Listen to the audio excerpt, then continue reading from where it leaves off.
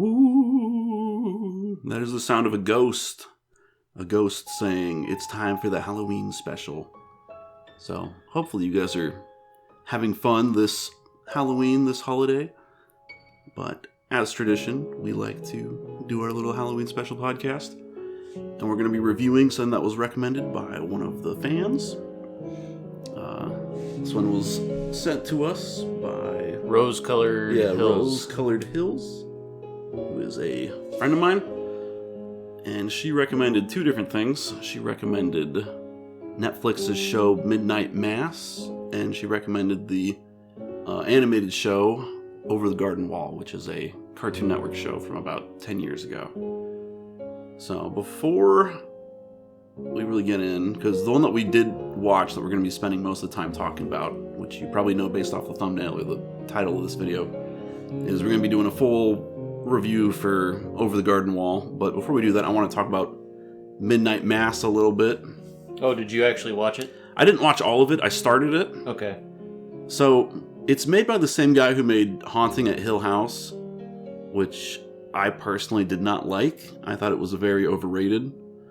But I didn't watch the whole show. I just watched like the last 2 episodes with a bunch of friends, and it was like one of those things where you go over to somebody's house and they're all watching something and everybody's having a good time, and you're just looking around being like, you guys like this? Every time someone's tried to get me to watch Letterkenny. Yes, I know the feeling. But what I will say about Midnight Mass is that from what I've seen, it's been pretty good, which left me kind of disappointed because I was hoping it would be terrible so I could say Midnight Mass, more like Midnight Ass, but it's been decent. The one thing I will say that has really stuck out to me is that it's really well shot. The cinematography is really good. Like the second or third episode, I want to say. I think it's the second episode. The one that starts with all the cats that wash up on shore. There's this really long one take. It's like 7 minutes long. And like, it's one of those type of one takes that you don't notice it's a one take. Like, it took me a while before I was like, wait a moment, they haven't cut yet. It's just one big shot, so that was really impressive. It's a beautiful looking show. From what I understand, it's very similar to the Stephen King book Salem's Lot, which is a Stephen King book about vampires, I want to say. Yeah. So, I think this show is about vampires as well. I'm not far enough into it that any of the real spooky stuff has been happening, but you do start it and you're like, East Coast, small town, crazy Christian lady. This is a Stephen King thing, right? But it wasn't made by him. Yeah, it wasn't made by him, but it's very heavily inspired by Stephen King, and you pick up on that pretty quick, which is fine. Yeah. Is East Coast horror its own genre? Yeah, I don't know. I don't know. Yeah, I thought about trying to watch at least the first episode of it so I could comment on it. I just didn't have time. But yeah, I read the synopsis of it. It sounded kind of interesting. Yeah. I think what's happening in the show is that there's this Catholic church, and for some reason this Catholic church, I know the Catholic Church has money, so there's no excuse for this church to look like it's hasn't been taken care of at all. And I know that it's for like atmosphere and vibe, but this is a really crappy looking church. Like, this church like apparently doesn't have like any paint or anything that they can afford to clean it up, because it's just like, it looks like an old abandoned church, and maybe they filmed it in an old abandoned church. So it is spooky, but apparently the pastor goes to the mainland for like surgery or something, and they don't really say what happens, but they get this new pastor who comes in. I'm using that term correct, right? The pastor, that's kind of like the leader of the congregation. Yeah, like priest. Priest, yeah, this new priest. And I think he brings a vampire with him for some reason. And the vampire might be the former priest. I don't know. Like I said, I haven't gone far enough, but there has been a few shots of the new priest, and he has a big box that had dirt inside of it. And I'm like, I've seen Nosferatu. Either that or it's dirt from his homeland. Yeah, it could be dirt from his homeland. Yeah. Oh yeah, and like, didn't Rose-Colored Hill also say, I watched Nosferatu for the first time? Yeah, she did. Yeah. So, what do you know? Our recommendations are usually pretty good. Yeah, the curious thing about the version of that's in the public domain, it doesn't have any audio to it. Mm-hmm. So like I think that's one way they can kind of get away with selling it on like Blu-ray, because they have a recorded version of the music and that's what's copyrighted or whatever. Yeah. Yeah. And I don't know. Do we know what the original music for it was, or? What do you mean? Like Well, a the lot score? of times, yeah, the score. A lot of times, those old silent movies, they would write music for them, and then they would just have people playing it live, typically just on a piano. Yeah, well, I don't know what it was played on particularly, but like apparently this was based on the original score, or like Okay. what they could scrape together of the original Yeah. score. Because I assume with a lot of movies, they just have lost the original score, or there never was a score written, and they would just have someone that would just go and start freestyling.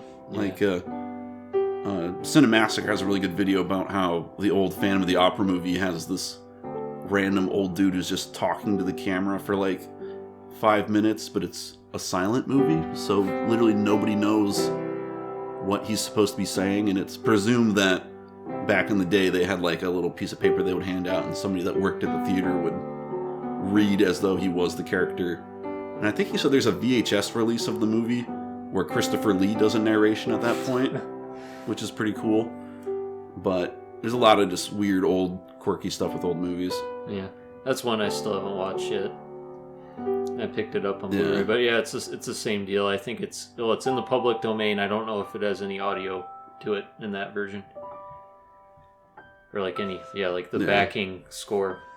But anyway, let's get into the review of Over the Garden Wall. Yeah, the real meat and potatoes. So Yeah. do we want to do full spoilers, or do we want to try to talk about it without spoiling too much? Let's actually talk about it without spoiling it Okay. too much, because I think it might get a little too long-winded if we try to go on like episode by episode. Yeah, I don't think we need to do that.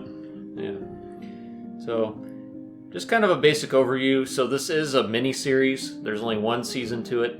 10 episodes, like Rob said. It's like 2 hours long Yeah. to watch. So it's like basically a longish movie.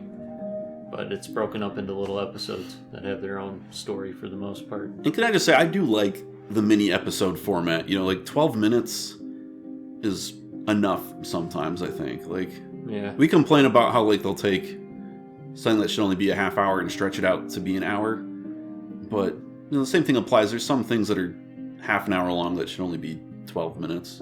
Yeah, so the basic premise of the story is that Wirt, which is this guy that's kind of dressed like a gnome, and his little brother, who's basically Ralph Wiggum with a teapot on his head, are lost. They're trying to find their way home, and they run into a bunch of interesting characters in the woods on their way to get home. Very, very... They're very rough. Yeah. So the other thing is that the reason why this one got qualified for the Halloween recommendations is that it takes place not necessarily during Halloween, but it's like fall time. Like there's a lot of Halloween type imagery in it, and there's also a lot of just fall. Like it's the fall. That's what time it takes place. Yeah. So it does pass the Halloween vibe check, which I don't think I've ever talked about, but that's how I judge a lot of stuff to put on the Halloween recommendations. Like, does it pass the vibe check? Yeah. Yes. Yep, and like it's very vague, like going into it, like what time period it takes place, and like almost kind of like what time of the year, but then it kind of reveals that as it moves forward a bit, like where it even takes place too. But then you find that out eventually. Yeah, there's a lot of questions that get answered in the second to last episode, and I'm almost curious how the viewing experience would be different if you watched that episode first and then watched the rest of the show. Yeah. But I don't know. Yeah. So did you like it though? Yeah, I thought it was all right. Like it's good for like a very general recommendation. Like I know we recommend a lot of stuff that's like more geared for like teens and like adults, you know, Doom and like The Thing, things like that. But this, like, anyone could watch it and be fine. Like it's not like violent or gory. It's got some peril in it, but it's not like anything crazy. Yeah, that's what I thought was interesting, was that it is very clearly for kids, but they do throw in some like more mature stuff. Like there is some of these episodes, like these little mini episodes, are basically just little horror movies, And it kind of bounces between episode to episode. That you'll have like one that's kind of like a horror movie, and then you'll have one where it's just like a fun party on a boat or something like that. And it kind of bounces between comedic and creepy and stuff, which I appreciated that, and I'm sure kids appreciate that too, because kids like scary stuff. I will say that some of the stuff got a little scarier than I expected it to be. So I don't think I would recommend it for like very little kids, but if you're like probably over the age of 5, it's a easy recommendation. Yeah. But no, like, one thing too, like, I was trying to like put my finger on what exactly it reminded me of. It's like it's kind of a combination of things. It's got a lot of like elements that remind me of like Alice in Wonderland. Mm-hmm. Like, it kind of has that level of whimsy to it and almost like dreamlikeness to it. Yeah. And then because of like the more like horror tinge it has, like Fran Bow, but obviously without the psychedelic drugs and the dead babies. And then, weirdly enough, like the art style is almost kind of like a Rankin Bass, like stop motion movie. Not like any of the 2D stuff they did, but like the stop motion stuff, like with the way the characters are kind of designed. That's true. I didn't make that connection.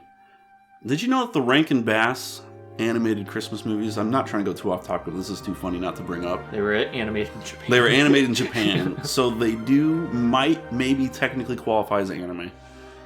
It is interesting because, like, I don't know what the technical term is. I always act like I know a lot of stuff about animation, but I don't know a ton. The background images that they use, whatever the technical term for that, like I want to say matte painting, but I guess just the backgrounds. They almost seem like they're in like a different art style than like the characters. Like the characters are very cartoonishly drawn, and the backgrounds are not so much realistic, but they have a lot more detail in them. Well, I mean, like, just look at like an old Scooby-Doo cartoon. And Yeah. then, like, even some SpongeBob stuff, like earlier SpongeBob, like, you got, like, a painted background. Like, it looks like it's painted in places. And then, like, the characters are obviously, like, well, they're probably, like, computer drawn. Mm-hmm. Like, still 2D, but, for SpongeBob, they for sure were, not the old Scooby-Doo. Oh, no, I was talking about Over the Garden Wall. Wall. Over the Garden Wall, yeah. Definitely. And, like, definitely with SpongeBob, too. And, I mean, some of these background, I don't know if they've released those background images just as like computer wallpaper, but I think they definitely could, because it was very like visually impressive. I say impressive, what I mean is it was cool and it was pretty and like atmospheric and stuff. Yeah. So yeah, I thought it was pretty good. Going back to what you were saying about the fairy tale stuff, I could be wrong here. I haven't done a ton of research on this show outside of watching it, but I did see one thing that was talking about how like the goal of this show was to try to like create a modern fairy tale, which is kind of interesting because that's not really something people try to do today. And it's funny because I'm saying like, oh, people don't do that today. This show came out 10 years ago, but like I said, like it's kind of a cool idea to try to create a new fairy tale. And apparently, I forget what the name. There was some book publishing that was called like, it was named after two brothers. And they took a lot of inspiration from like their books and stuff. They published a bunch of fairy tales back in the early 1900s, and that's kind of where they took a lot of inspiration from. So, Not the Brothers Grimm. Not the Brothers Grimm, because that's like, well, what? I forget how long ago that was. Yeah, that was before. Yeah, it was way before. And the two brothers actually show up in the show at one point, which is kind of a cute little nod. It's funny that the guys who made this, like, oh, dude, we gotta pay homage to these two brothers who published books forever ago that literally nobody knows about. But this is one of those shows that it feels like the creators were given a lot of freedom, which I think is cool. Because you do watch it and you're like, I'm surprised that this exists. Like, it just seems... Yeah, it just seems too creative and too... I mean, it came out at a very interesting time for Cartoon Network, because that's where this was aired originally. Like, because Adventure Time was kind of like... It was like Adventure Time was like in. the most popular cartoon of Cartoon Network, and I I think. think Steven Universe, I'm cringing just talking about it or mentioning it, but that was also kicking off Yeah. too. Very interesting time for cartoons back then. Maybe there's good cartoons now. I don't know. I'm not a kid, but Yeah. So like, it's not surprising that it came out when what it did is what Yeah. I'm saying, because the guy who like the main creator behind it, he actually worked on Adventure Time. makes For a sense. Yeah. I don't know if it was as a writer. Well, actually, I could believe it as a writer. Rob and I, we were watching this. It's like I wonder how much of the drugs they stole from the Adventure Time guys to write this. Yeah. It is funny how you grow up and you have your parents, and your parents are like, turn this pothead stuff off. And you're like, Dad, it's cartoons. Like, this wasn't made by drug addicts. And then you become an adult and you're like, yeah, this was definitely meant to be, this is meant for people that do drugs. And less so this show than, say, something like the regular show. Like, that's like, Oh. the regular show, like, literally started as a pitch of, like, him and his buddy doing acid at a gas station. Like, that's the original, like, show that the show is based off of. So it's not quite like that, but it does have some acid trip moments. Alright, cool. Do we want to jump into spoilers now? Let's still go a little bit more generally. Like, let's talk about the cast real quick. Oh, yeah, that's a good idea. So the two main characters are voiced by Elijah Wood. He voices Wirt, which is the older brother, and then the younger brother is someone I hadn't heard of before. Colin Dean. Yeah, Gregory. As Gregory. And Colin Dean was an actual child, like a kid voice actor. Yeah, which was a good idea to do. They didn't just get a lady to do it. And at first I was kind of Like thrown Bart off because I was Simpson like, why does the brother sound like an old man and the other one is just a little kid? But there is supposed to be a pretty big age gap between the two, which I didn't notice. Like, Wirt is supposed to be in high school, and I think he's supposed to be in the upper stage of high school. Like a junior or Like something. a junior or something, and then Gregory, the little kid, is like still in elementary school. So that did make a bit sense. I didn't pick that up. I figured they were like both like, one was supposed to be like 8 and one was supposed to be 10, but no, one of them was a teenager. So Yeah. but yeah, he's not really known for too much stuff. He's in Krampus. I've heard that's a fun movie. And American Dad. He and was in Adventure Halo: The Fall of Reach. Time. How old was he when that came out? I've been pretty young. Oh, Does it say when he was born? 2005. 2005. Goodness. Yeah, but anyway, there are also some very notable like guests. Not a ton, but there are a few notable ones. Yeah. Christopher Lloyd plays as a pretty important character. I guess he's more of a main character. Yeah. Um, John Cleese is in an episode. he's actually in 2. He voices 2 different characters, Tim Curry plays as a character. which is weird because I thought it was John Cleese again. I did too. They both voice old ladies in that instance, like old witch ladies. It's kind of funny. What did you think of Elijah Wood's voice acting though? Like, I thought he did a really good job. It kind of annoyed me at first. Mm-hmm. I mean, I didn't even recognize it was him because like I told you this. It's like I'm used to hearing him with like a British accent because of friggin' Lord of the Rings. I will take the ring, but I don't know the way. And the only other movie that I've seen him in is Sin City, where he plays a mute. What about Alien Resurrection, where he plays as Winona Ryder? Oh yeah, sounds like a lady in that though. Mm-hmm. But I don't know. I thought he did a really good job, and I'm actually kind of surprised that, because I don't think he's done that much voice acting work. No, Like, it's kind of other weird. than like guest appearances on like sitcoms and stuff. Yeah. I know he was in a Family Guy episode, but that's about it. And he played as a character in Red vs. Blue. Really? Yeah, and they completely wasted him because that character was barely in the show, even though he played as a very important character to the plot, but he was just barely in it. And I always thought that was weird that they got an actual celebrity to be in the show. Elijah Wood of all people. Yeah. And then this year they did the final season of Red vs. Blue, and Elijah Wood's character is the main villain of that season, but they didn't have enough money to bring him back, so they have somebody else doing it. I mean, they didn't have enough money to get the original cast back, so they didn't get Elijah Wood either. Yeah. And then it made them go bankrupt, and Rooster Teeth isn't a thing anymore. Thanks, Elijah Wood. Yeah. But anyway, there are a lot of other people too. I don't really recognize the names. Like Yeah, you will recognize the voices. Though. You're like, oh, Yeah. I've heard this voice in another cartoon. Then obviously, like Christopher Lloyd, like you can really pick up on his voice. But Good old Christopher Lloyd. yeah, him and John Cleese. Mm-hmm. Yeah. So, yeah, good cast. A decent soundtrack, too. I think the soundtrack was actually really good. There is a lot of them singing songs, Yeah. and most of the songs they sing are very short, so it's not that big a deal, but some of them were a bit like, eh. The only thing that kind of bothered me about some of them is that it didn't seem like the vocals were that loud. Yeah, I kind of noticed that too. I don't know what was up with that. I kind of blame Phineas and Ferb for starting the trend to having just really weird songs in cartoons, which again, this was also around that same time. No, this is like a decade after. No, it wasn't. It might have been. I know Oh, Phineas and like Ferb was after- first, but Yeah, like it had been around for a lot longer Yeah, than Adventure but, Time like, at the very least. the songs from Phineas Maybe and not a Ferb, lot they're longer, not. They're but- not good songs. Like, I'm just gonna say that. I know people like them, but they're not good. And yeah. Okay, so do we want to go into spoilers now? Yeah, and how do we want to do it? We'll just talk about it, but we'll talk more in depth. We'll start by saying, which one was your favorite episode? Probably. That's a bit of a hard question. I did like the mansion episode Mhm. of John Cleese's character where they're pretending to be his nephew. Yeah. And John Cleese did it. I love the character that he played as well. It's just this old, lonely billionaire that's like so happy that his quote unquote nephew showed up.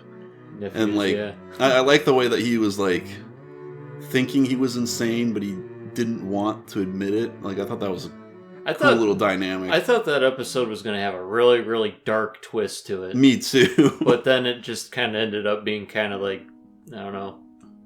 They do that a lot. There's a lot of episodes where you're like, this is gonna be dark, and then it kind of turns into it's not dark. Like the Jack Lantern episode, Yeah. which might not be my favorite episode, but it was definitely up there, where they find this weird cult of Jack Lantern people that worship this big Jack Lantern thing called Enoch, and they turn out that they're all just swell guys, but the whole time you think they're gonna like that's one that like.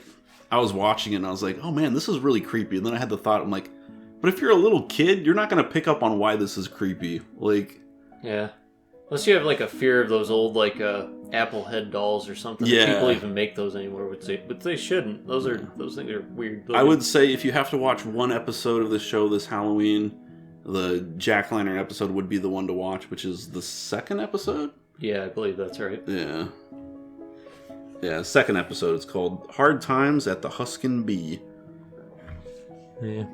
The Schoolhouse one was alright too. It was just kind of weird. Yeah, and that's the thing. The song they sing at the end of that one, I did not like that song. The Friggin' molasses and potatoes. Yeah, molasses and potatoes. First of all, gross. That would not be tasty. It's like they don't even have any dang gravy. Yeah. Yeah, that was another one I thought was gonna have a really dark twist. It's like Mhm. it's like what are they eating? It's like, oh, it's just mashed potatoes. I thought it was gonna be like ground up kids or something. Yeah, something weird. Yeah. Friggin' the pub one or the inn one, that one was kind of strange. Yeah. I'm the highwayman. That episode felt like it was super short too, but Yeah, it's the same length though. Like, it just Yeah. went really fast. I think it was because that one they didn't spend all of the time just at the pub. There was that stuff with the woodsmen and stuff. Yeah. Let's see, the ringing of the bell, that was a weird episode where Tim Curry plays as a weird Big-headed lady. big-headed pilgrim lady. Like, just that was creepy. With like a slave. Mm-hmm. Yeah, This like the weird setup slave is- girl. The setup too is just so weird. Yeah. It's like that one, like that's pretty low hanging fruit for like something that would freak a kid out. Just like the Mhm. weird, like big headed lady. It's like, but then it ends and it's all kind of normal. Yeah. Like, what the hell just happened? And I love the line that he has. He's like, "Oh, I'll use my bell, the mind control. Oh, hang on, I left it on the nightstand. Let me go get it." I left it on the nightstand. Yeah, I left it on the nightstand. This is weird, like whispering voice. I don't know. Yeah. Episode 9, Into the Unknown, which is the prequel episode that explains everything. I really like that episode as well, seeing Wirt's weird little high school drama and, like, just him being a Dorcas. And that's the episode that explains why Gregory's wearing the teapot on his head that he's supposed to be an elephant, which was a cute idea, I thought, as well. Yeah, and then it also reveals that this is supposed to be set in like the 80s or something. It's not quite modern times. Yeah, but somewhere between the 2000s and the 80s, because he's got a tape recorder that he's using.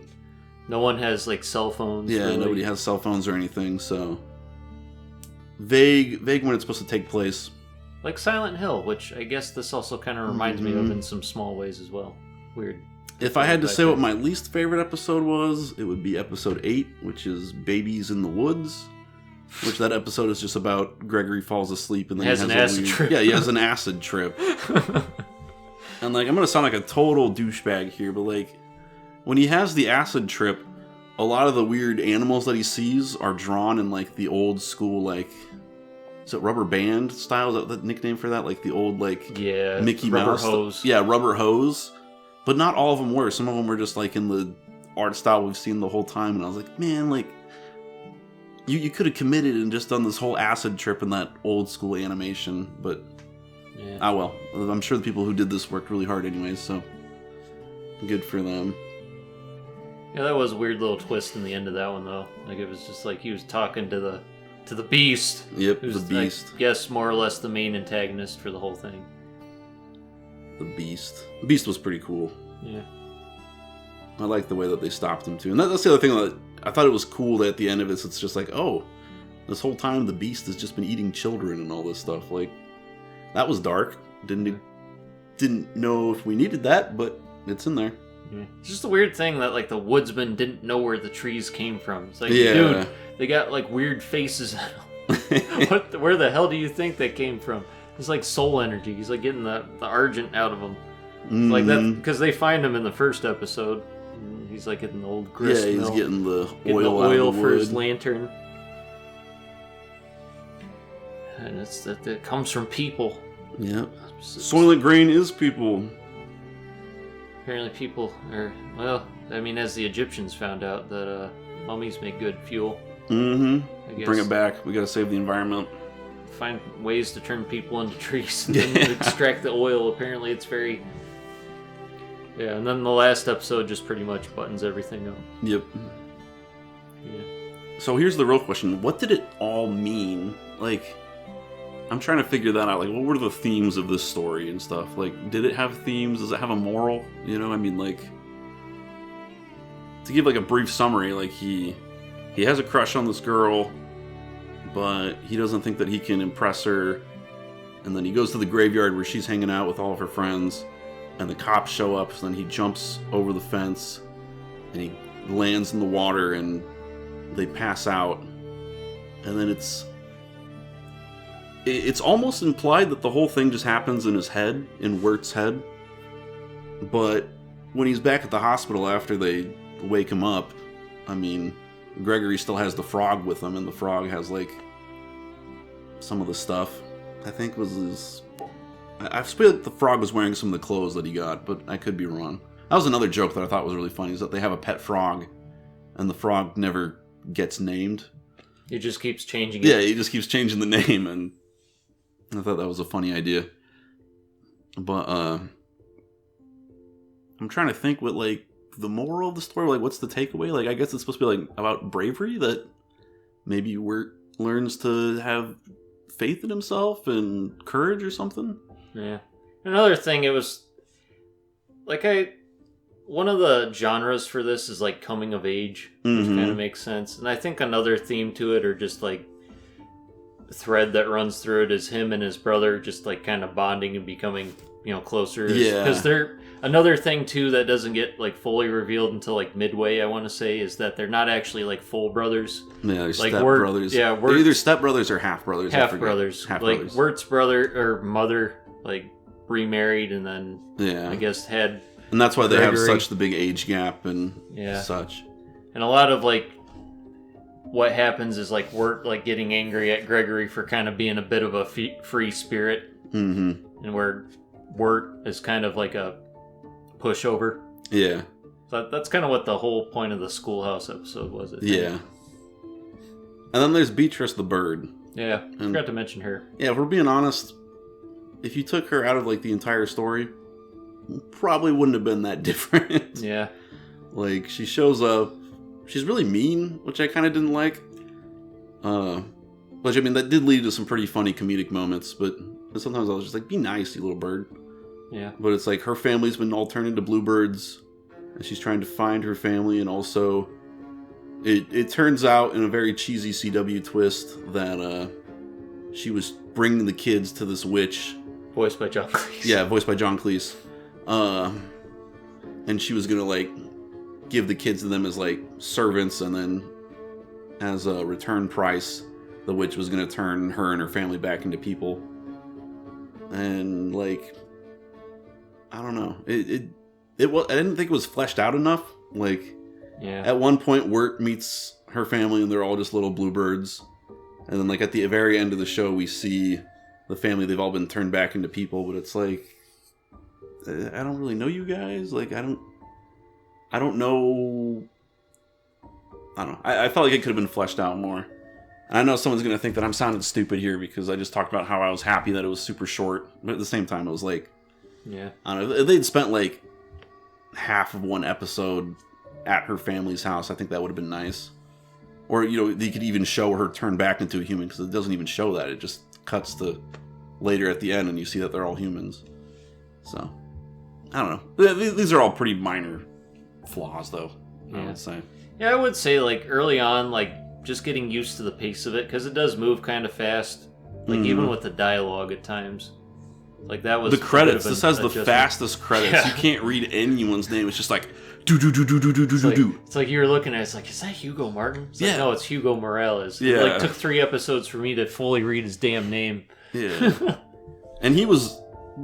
On his scene, it was just his name. You know, the people where they had, like, 10 people listed on it. Like, good luck reading those people's names. Yeah, it's like I wasn't able to catch, like, Elijah Wood Yeah. being Wirt until, like, you told me at the end. It's like, okay. I only checked it because I checked IMDb. Yeah. I cheated. But yeah, it's good, kooky Halloween fun. Yeah. And, so, the way we were able to watch it, Disney Plus, I think you can get it on DVD. Maybe Yeah. Blu-ray. If you can't, I'm sure somebody's selling it illegally on eBay on DVD. Yeah. And actually, kind of cool, like, is Mondo, who did all the Silent Hill and Castlevania, like, vinyl records. They did a vinyl for Over the Garden Wall. Yeah, that's cool. That's really cool, actually. And I would hope that it would also include, like, some of the backing, like, tracks, not just, like, the musical numbers. Because a lot of the, like, background tracks, and even just, like, the theme song that plays at the beginning, it's, like, a very old-timey sounding music, which I thought was really cool. This show has a really cool vibe. Like, that's the one thing I do want people to take away from this, that this thing has soul. Like, you can complain about everything else, but you can't deny that it has soul. I don't really have anything to add to that. Yeah, it's just... Yeah. So, what would you rate it out of 10? Like, I know it's kind of hard to compare it to stuff, because we don't really watch a lot of animated things. And this is definitely a show that I think, if I watched it a second time, I would pick up on a lot more things. So, I mean, I'll give it a tentative 8 out of 10, 7 out of 10 probably. I don't know if I would recommend this one to everybody. Like, I don't think everybody needs to rush out and watch this right now. Right. But it is one of those things that if you are interested in it, then I think you should check it out. It's a little bit scary, a little bit cutesy, and it's fun. So I would probably give it I'll say 7.5 out of 10. Yeah. I'm probably closer to an 8, but 8? like you said, I'd probably want to watch it again before I, like, really set it in stone and, like, kind of look into more, like, the thought process behind it. Because I feel like this is one of those shows that has, like, a lot of detail. Like, it's rich in detail, but it's, like, hidden in the background. And yeah, like, it moves fast. Yeah, I mean, like I talked about how it's, you know, based off these 2 brothers who show up in the scene for, like, who show up in the show for one scene. Like, obviously, nobody picked that up. I only found that out because I read it online. And there's probably a bunch of other stuff like that in the show. So, I don't know. Maybe I'll rewatch it and talk about it later. I don't know. Yeah. We'll have to see. We'll definitely mention it in the year in review. Most likely. Yeah. Like, this seems like something that my family would enjoy. Yeah. So, I feel like your sister would like it a lot. Yeah. I don't know if my family would enjoy it. I definitely think my parents would not enjoy it. Yeah. Well, that's okay. My parents don't have to. It's not their job. Have Yeah. you seen, there's this meme about, it's called like POV, your dad finds out that you played Kingdom Hearts or something like that? No. Or it's some kid playing Kingdom Hearts and like his dad comes in and is like, "Oh, son, what is this?"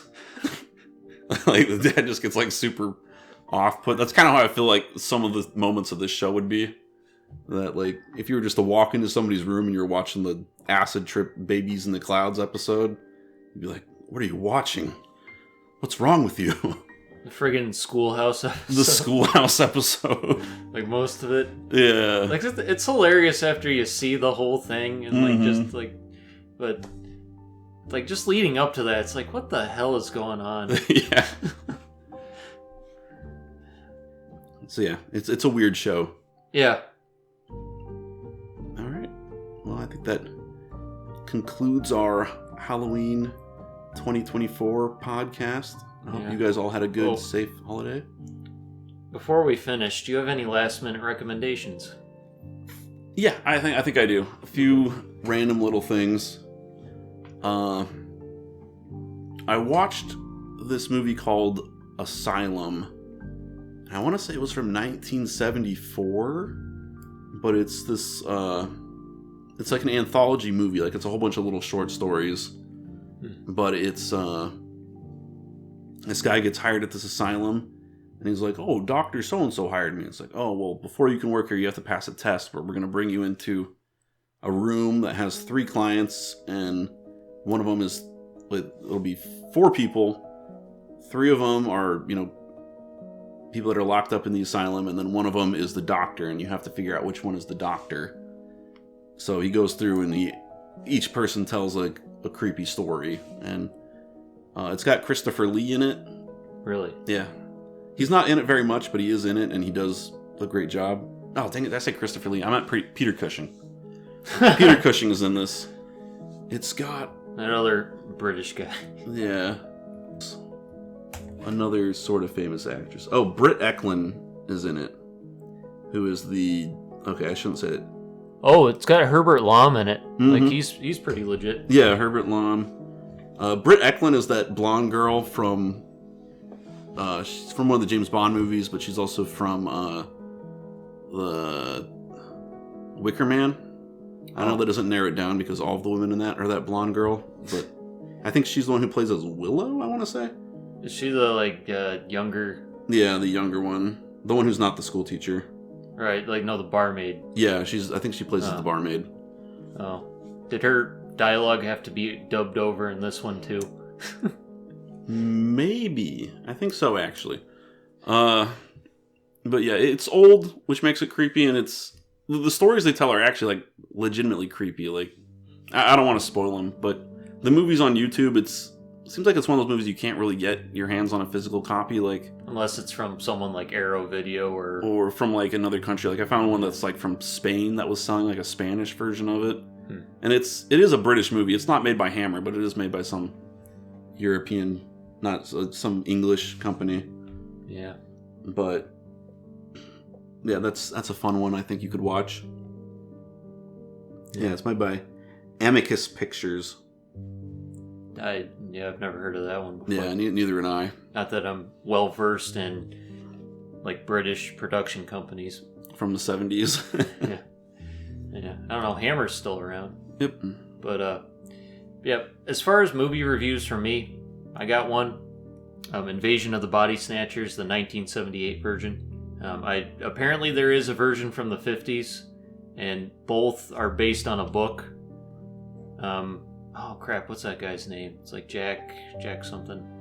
I know think he Roger wrote this. Corman made the one from the 50s, I want to say, right? Really? Okay, Yeah. I have no idea. But like I haven't seen the 50s version or the book that it's based on, so I can't really comment on those. But the 78 version, it is the epitome of a PG film from the 70s. There's gore in it. There's nudity. But it's like a good film, like and it's kind of terrifying in a weirdly subtle way until it just kind of cranks it up as it keeps going. But yeah, it stars the late Donald Sutherland, as well as the late Leonard Nimoy, as well as a very very young Jeff Goldblum. Which I had only known about Donald Sutherland going in. It's like, oh, Leonard Nimoy's in this. Oh, Jeff Goldblum's in this. And then it also has what's her name from Alien? She plays what is that girl's name? Lambert. Lambert, yeah. The actress that plays Lambert. I'm looking it up. I'm gonna feel stupid. Lambert, Alien, Joanne Lambert, and they have a picture of Sigourney Weaver. Played by Veronica Cartwright. That's right. Okay. Not to be mistaken for Bart Simpson, who's played by Nancy Cartwright. Oh. So yeah. I guess I have one more quick recommendation. They just released a manga adaptation of Call of Cthulhu. I know some of you were rolling your eyes like, oh man, stop talking about Lovecraft. No. I'll recommend Lovecraft every year. But you haven't read this, right? I've read most of it. I haven't finished it. Okay. But the stuff I've read, really good. Like, it's been a very long time since I've read the Call of Cthulhu, so I'm not sure how accurate it is. It hits a lot of the beats I remember, but there's also a part where they get attacked by pirates, which I don't remember being in the book. Was that in the book, or is this... I remember something vaguely like that. I don't know if it was pirates or not, or just... There's like a whole chapter about... I mean, they're not real pirates. They're Cthulhu cult members. Right, that's what I meant. Yeah. But yeah, I think that does happen. Okay. 'Cause I couldn't quite remember, but really cool artwork. It's creepy, and it's Call of Cthulhu. I am very, very excited for the movie that's supposed to be being made in productions. I want to say it's going to come out next year, but maybe not. So I'm looking forward to that. And if you're looking forward to it as well, I think you should give this adaptation a try. I should probably say the guy's name. I'm probably mispronouncing this, but it's by Gyo Tanabe and Zach Davison. I assume Zach Davison is the one who did the translation. Yeah. And if I'm remembering correctly, I think that guy Gyo Tanabe is one of the influences on Junji Ito. Like, obviously, Lovecraft was too. Mm-hmm. But, and it's not overly anime-ish, I would say. I would say it might even be less so than a lot of Junji Ito's work. I'll just show you some of the pictures right now. Okay. I was wondering how the artwork would be on that. Yeah. It's all black and white. You've got your little Cthulhu statues and stuff. Huh. Yeah, that is very interesting. It's like almost like... It's like 1 foot out the door towards like Western, like a Western style, but it's still like kind of like... It looks vaguely manga adjacent. Huh. And then this may have been recommended in the past, but I'm going to recommend the soundtrack to Prince of Darkness, which I know Prince of Darkness has been brought up before, but I don't know if anybody said the soundtrack. No, just the Alice Cooper song. Yeah, just the Alice Cooper song. The John Carpenter tracks are all great. Yeah, and you can get it on vinyl from, well, Mondo Records again. Yeah. But, I mean, you can listen to it on YouTube for free. Yeah. Yeah, that's interesting. I didn't know you listened to that. Yep. Yeah, that does have a pretty good soundtrack. I actually listened to it while I was reading the Call of Cthulhu manga, and it elevated the experience. So. Yeah. I always want to, I've always thought about, doing, even though I don't really quite have the voice for it, audiobooks of, Lovecraft stuff, and then, using, either Quake or, John Carpenter. Mm-hmm. OSTs for it, but it's we'd get yeah, I was actually, that's funny you say that. It just shows how much we're similar, because I was thinking about the exact same thing, except for I was like, could you translate this into one of those little motion comic type videos? I forget what the technical term for those are, but where you kind of take the comic book and you go by panel and animatic or something. Yeah, that's the best way to describe it, animatics. I'm like, that'd be a really fun project to do, to take this book and turn it into a animatic and get different voice actors and music and stuff, but yeah, I don't have the spare time for that. I'm sorry. Yeah, and I'd like to do it with more obscure stuff too, Robert Chambers' King in Yellow. And then like some of the stories of what's his name, the guy that I recommend. M.R. Jane. Yeah, M.R. James. Yeah. Even though I think there are probably more readings of that than there are Chambers because of all the the British tradition. Mm-hmm. And sees the old timey ghost story. Yeah, there's a handful of old books that I've found that don't have audiobooks, and I'm like, I could probably do that. I have a microphone. Yeah. But do you have an audiobook voice? I might. I don't know. Yeah. I like my voice. And if you wanted to do it, like, would you do different voices for the different characters? Like I don't know. Yeah, that's a good point. I would probably just do imitations of Dragon Ball Z abridged characters. Dang it. Let's do it. I'm going to read some of Call of Cthulhu for you. The different voices. What are we going to do now, Mr. Johansson?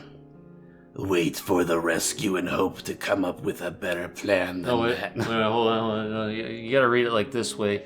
It's friggin' Johansson. Wait for a rescue and hope to come up... Oh, dang, that's more Irish. I was gonna do I'll try to do my Krillin voice. A hinga-dinga-durgan. What is Donovan? It can't be. An island? This is terrible. It's too late. I can't be doing this. We'll cut this whole section out. No. Okay, fine. Staying in. We apologize to all Norwegians and Swedes. Yep. And I guess the bald Japanese midgets who I think are supposed to be Chinese, but I don't know. What's Krillin supposed to be? I have no clue. Hawaiian, maybe? I don't know. He's like a Shaolin monk. Yeah. Something. All right. Yeah. Thanks again to Rose Colored Hills or whatever. Yeah. Mm-hmm. And have a happy Halloween. See you next time. Bye.